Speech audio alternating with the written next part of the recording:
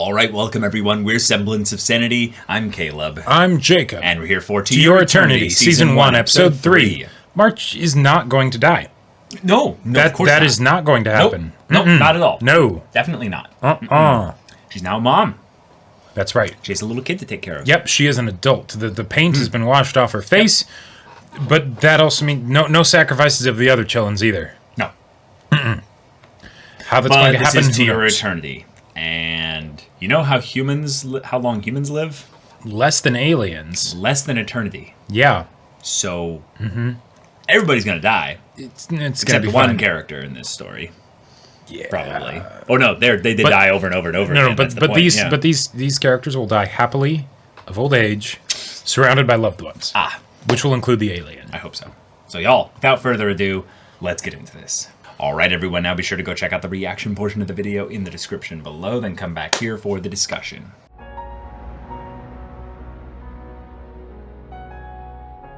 All right, we have a wolf on bear fight. Yeah. God wolf versus God bear. Eat your heart out, Fox and the Hound. Yeah, eat your heart out, Fox and the Hound. Seriously. Okay. I do have to call a little bit of nonsense on the size shrinking of the bear at multiple points. The bear just kept changing size based on what scene it was in. The size shrinking of the bear, the fact that the wolf actually, because I thought it was going to be something where it like scares the bear off, right? Because it tears up its nose and then the bear runs off. But even dying from blood loss, it's like it's a big fucking bear.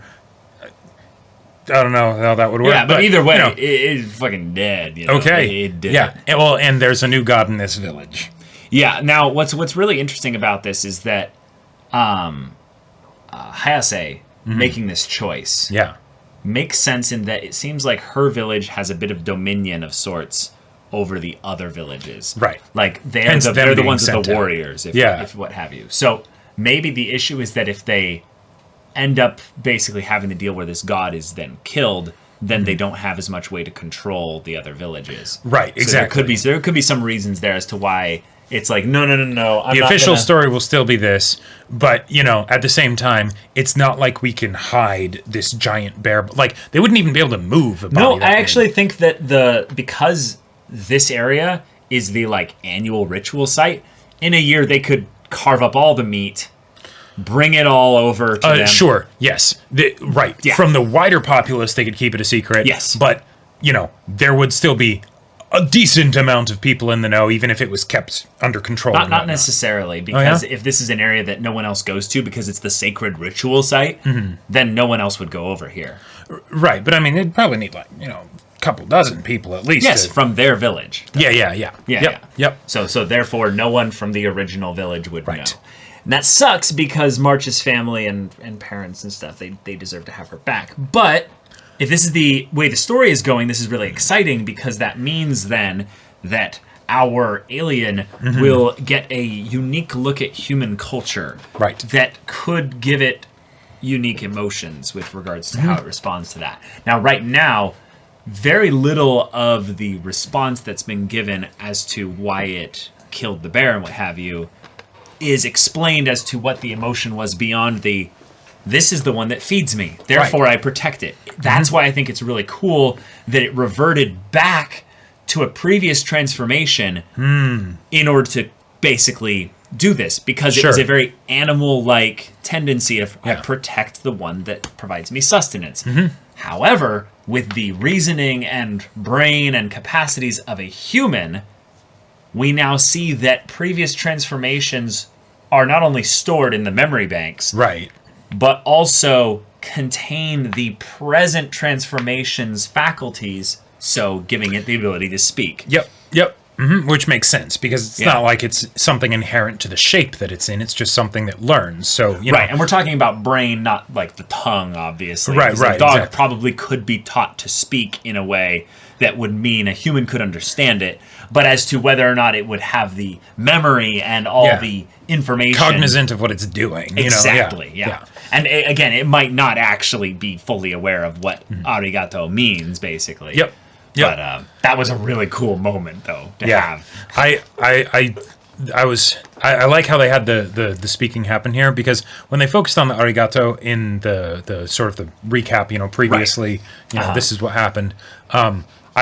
I was expecting the language to pop up and be a thing. I mean, I was also kind of expecting it last episode because, it figured out how to become a human and everything. But right. But that's going to take some time. So. Yeah, it's going to take some time. But it managed to say arigato, which is wonderful because that means, listening and very much paying attention and observing when she was actively trying to teach it to speak. Sure. Cool. Mm-hmm. And then you just have the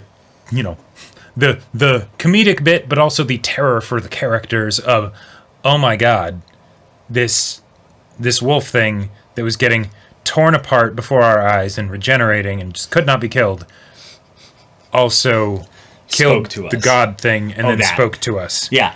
Imagine from their perspective what they think they must be witnessing here. Mm-hmm. I would this is above our pay grade. Yeah, well, I would imagine what they would think is that they would take the accounts of the two other guys and say, like, oh, you saw its incarnation. Sure.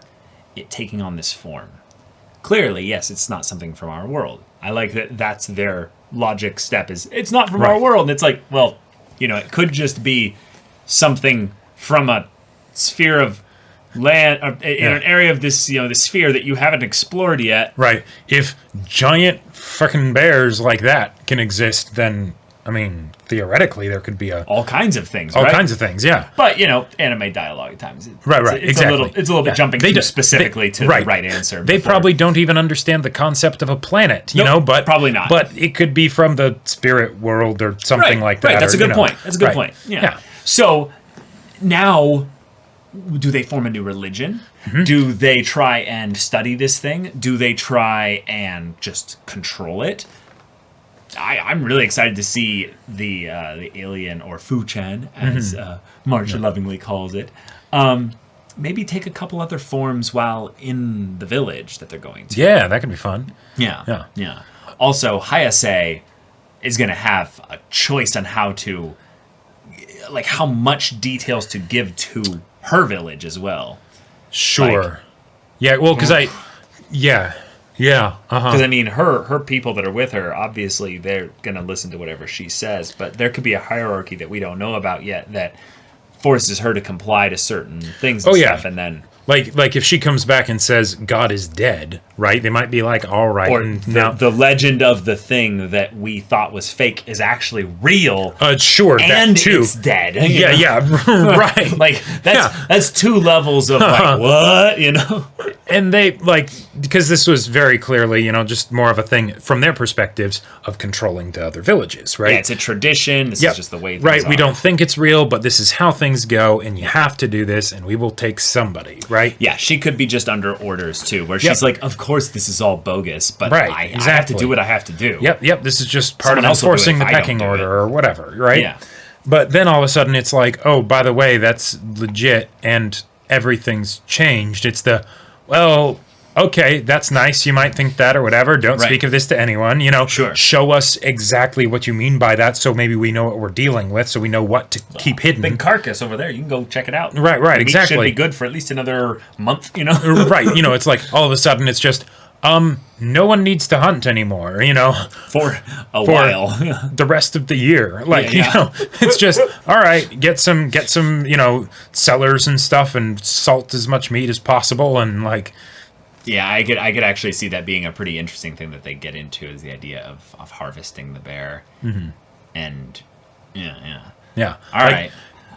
Do you think that then, because this went this way and we transitioned of sorts potentially to a new village, that this will be a much longer story? I think so. Or do you think that this is now actually the end, and the next episode things are going to get completely switched up as... Right. The alien has to go somewhere else, Yeah, the alien could go, for Fu-chan, could go somewhere else next episode. We could also have something where we, the conflict is more or less over. We see their life in this new village over, the course of, an episode or something. Okay. And then it ends with, Fu leaving, Yeah. But, I feel like the show can really just decide however it wants to do things, but I do get the vibe that it's going to go on a bit longer, because... One of the things that I was curious about at the offset of this show, or on the onset of this show, is, and especially with the previous episode, is that given that the conflict was driven by the culture that they lived in, that kind of conflict is something that would then hard end if we time skipped or something like that, Sure. right? Because cultures change and things Yep. like that, and especially with the kind of influence that the alien has on this world, right? Well, nothing really right now. Yeah, so far nothing, but That could change. theoretically, right? It could be something where their whole culture gets flipped on its head because of what Fu did here, right? Yeah. And if that were to happen, then okay, do we want to see that play out? Like the transition period and all of that, or do we want to just like skip 100 years later to where this is like part of the new legend, and whatever that looks like? But Yep. Who's to say? I really feel like this episode kind of also condensed a lot of the things that it was setting up for in the latter half, because there's a lot of recap and there's a lot of other stuff there. But God, just seeing everyone's face reacting to this craziness, and then also just the moment of when it walked past them at the gate, that felt like some, I don't know, that felt like something supernatural. Almost the idea that they were so like, we're getting out of here, and this thing just kind of trudged along beside them. Yep. So completely devoid of like expression and all of that stuff Yeah. that it you don't didn't even notice it, it. right? Yeah. Like it'd be the same as like just seeing a bird fly inside. It's like, okay, Right. whatever. Okay, sure. Yeah, but this Maybe is you a kind of thing twitch walking a on little two bit. legs, Right. So why did they not notice it until the last second? Yeah. That I wonder if the entity has a form of like, how in Doctor Who there are those creatures that you don't look directly at? This could be something like that, where unless it's specifically receiving stimuli from you, like as an individual, it's harder to observe it. Sure. Like Like because that could be just something that it has as like a natural state of being this alien, Oh yeah, well, and maybe it could even be something as a carryover from like the wolf of hunting instincts or something like that, where it knows how to not draw attention to itself, or like who Soft knows, right? footsteps, you know? Yeah, exactly. Okay.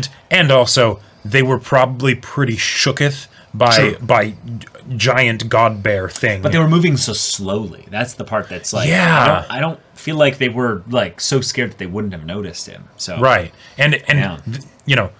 she did notice, once they'd left and like the gate was closing and they were like, She was like, wait, what? Yeah, but it very much But I feel like that more draws attention to the fact that they didn't notice until right, then. exactly. Yeah. Yeah. I don't know. Okay, well then, y'all, I just wow. Okay, March is alive. March is alive. That was Thank one of the goodness. other things that felt like kind of like the size of the bear kind of a thing. Oh. because Yeah. we saw it swipe. The swipe hit wasn't Perona. stopped. It hit Perona, and Perona shielded. Well, yeah, she lived. Which in like my immediate justification for how Perona would have lived is that she wasn't the target of the attack, Sure. right? Because if she had, she would have been dead, right? Okay. And so she gets knocked away. But then March also is okay, but we don't see the impact, and that seemed like it was something to censor the violence of March being okay. Yeah, But then this- it's like, no, it was actually to kind of keep us in... build dramatic tension. Build dramatic tension. Yeah. But at the same time, that's something that people could have just looked over and been like, oh, okay, the shrine is still intact. She's fine, Yeah. But, yeah. Yeah. I think this all could have just been solved by keeping the bear a regular polar bear size, and Yeah. it'd be good. But then it wouldn't have been as terrifying when it came Exactly. after them at the carriage, which was Yep. a really scary, scary moment. Yeah, that was But, great. Okay. Say this was my first point when I've seen a bear and a wolf fight each other, but that's not true as of recently with Beastars. So, so this Nice. is awesome. This is awesome. Yeah. But y'all, thank you so much for watching this episode's reaction and discussion. If you want to see the next episode's reaction and discussion right now, though, go check out the link in the description below for our Patreon. You can get an early access there. You can watch full-length timer reactions there, and all this comes with Discord access. You can chat with us in the community there about this show, about anime in general, and also be sure to check out our Twitch channel. We stream every weekday. The info's in the description. Yes, if any of that interests you, we'll see you there. But until then, we're Semblance of Sanity. I'm Caleb, I'm Jacob. and we'll see you all Next time.